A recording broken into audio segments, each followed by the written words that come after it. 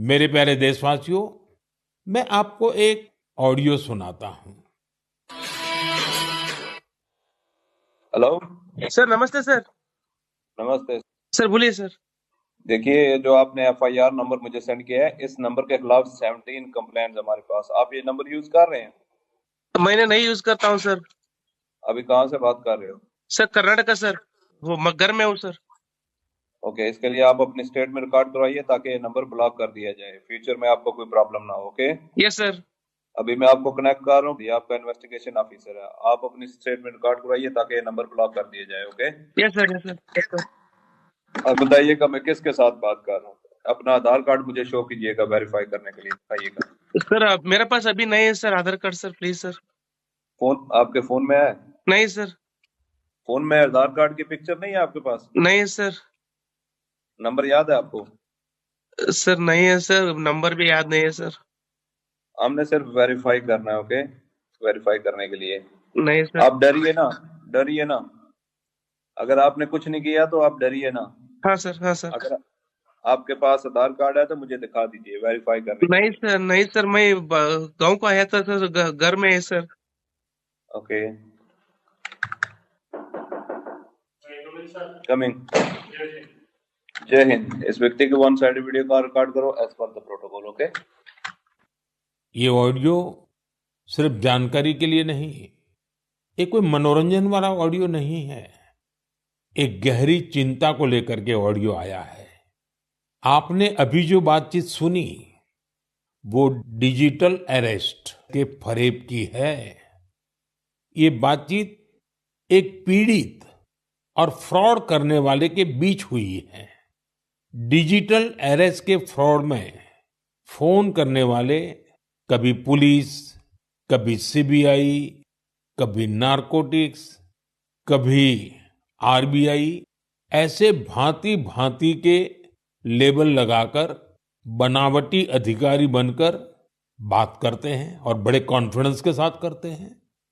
मुझे मन की बात के बहुत से श्रोताओं ने कहा कि इसकी चर्चा जरूर करनी चाहिए। आइए मैं आपको बताता हूं ये फ्रॉड करने वाली गैंग काम कैसे करती है, ये खतरनाक खेल क्या है। आपको भी समझना बहुत जरूरी है, औरों को भी समझाना उतना ही आवश्यक है। पहला दाव, आपकी व्यक्तिगत जानकारी, वो सब जुटा करके रखते हैं। आप पिछले महीने गोवा गए थे, है ना? आपकी बेटी दिल्ली में पढ़ती है ना? वे आपके बारे में इतनी जानकारी जुटा कर रखते हैं कि आप दंग रह जाएंगे। दूसरा दाव, भय का माहौल पैदा करो। वर्दी, सरकारी दफ्तर का सेटअप, कानूनी धाराएं, वो आपको इतना डरा देंगे, फोन पर बातों बातों में आप सोच भी नहीं पाएंगे। और फिर उनका तीसरा दाव शुरू होता है। तीसरा दाव, समय का दबाव। अभी फैसला करना होगा, वरना आपको गिरफ्तार करना पड़ेगा। ये लोग पीड़ित पर इतना मनोवैज्ञानिक दबाव बना देते हैं कि वो सहम जाता है। डिजिटल अरेस्ट के शिकार होने वालों में हर वर्ग, हर उम्र के लोग हैं।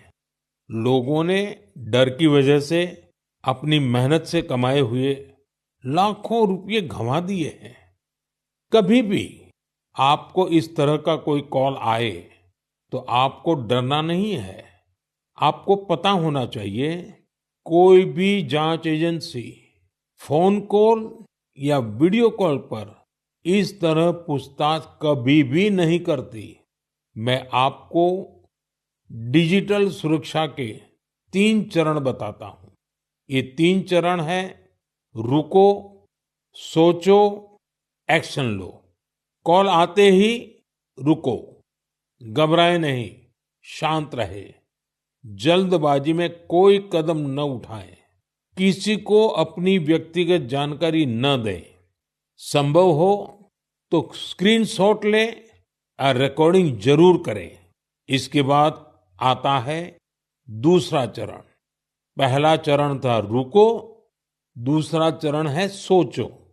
कोई भी सरकारी एजेंसी फोन पर ऐसे धमकी नहीं देती।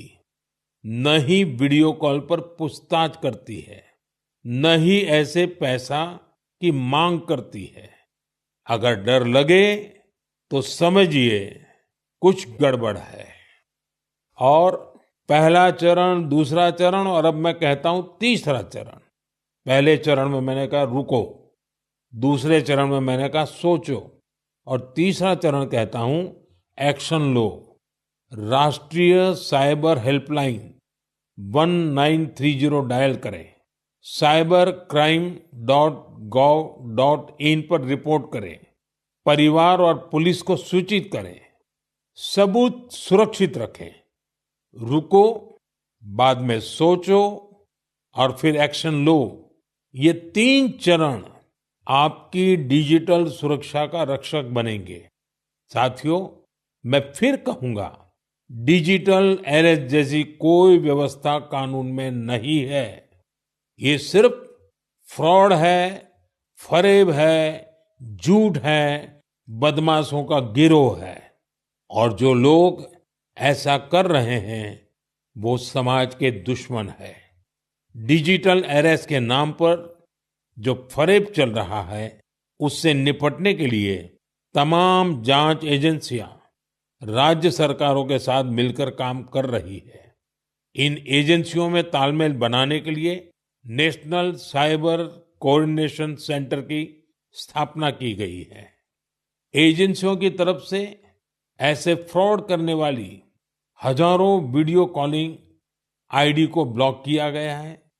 लाखों सिम कार्ड, मोबाइल फोन और बैंक अकाउंट्स को भी ब्लॉक किया गया है। एजेंसियां अपना काम कर रही है, लेकिन डिजिटल अरेस्ट के नाम पर हो रहे स्कैम से बचने के लिए बहुत जरूरी है हर किसी की जागरूकता, हर नागरिक की जागरूकता। जो लोग भी इस तरह के साइबर फ्रॉड का शिकार होते हैं, उन्हें ज्यादा से ज्यादा लोगों को इसके बारे में बताना चाहिए। आप जागरूकता के लिए सेफ डिजिटल इंडिया का प्रयोग कर सकते हैं। मैं स्कूलों और कॉलेजों को भी कहूंगा कि साइबर स्कैम के खिलाफ मुहिम में छात्रों को भी जोड़े। समाज में सबके प्रयासों से ही हम इस चुनौती का मुकाबला कर सकते हैं।